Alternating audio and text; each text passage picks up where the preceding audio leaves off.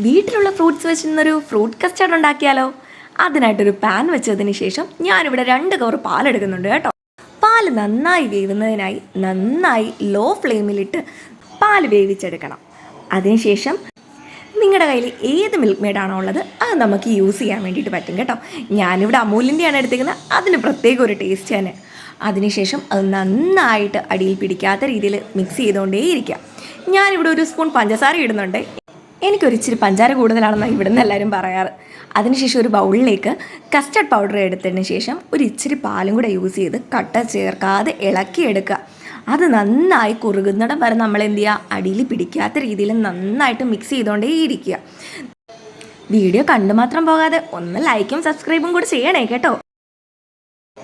നന്നായി തണുക്കാൻ വേണ്ടിയിട്ട് ഇവനെ നമുക്കൊന്ന് മാറ്റി വെക്കാം. അതിനുശേഷം ഞാനിവിടെ ഒരു 6 ആപ്പിളും 2 മാതള നാരങ്ങ എടുത്തേക്കുന്നത്, കൂടെ ഒരു 5-6 പഴവും എടുത്തിട്ടുണ്ട്. എല്ലാം കുനുകുനാന്നുള്ള രീതിയിൽ വേണം അരിഞ്ഞിടാൻ വേണ്ടിയിട്ട്. അതിനുശേഷം നന്നായിട്ട് മിക്സ് ചെയ്യുക, ഉടയാത്ത രീതിയിൽ വേണം, അത് പ്രത്യേകം ശ്രദ്ധിക്കണേ. അതിനുശേഷം നന്നായിട്ടൊന്ന് ഫ്രിഡ്ജിൽ വെച്ചൊന്ന് കൂൾ ചെയ്തൊന്ന് എടുത്തേ. നമ്മുടെ ചിലവ് കുറച്ചുള്ള ഫ്രൂട്ട് കസ്റ്റേർഡ് ഇവിടെ റെഡിയാണ് കേട്ടോ. എല്ലാവരും വീട്ടിലൊന്ന് പരീക്ഷിച്ചിട്ട് എനിക്കൊന്ന് കമൻറ്റ് ചെയ്തേക്കണേ.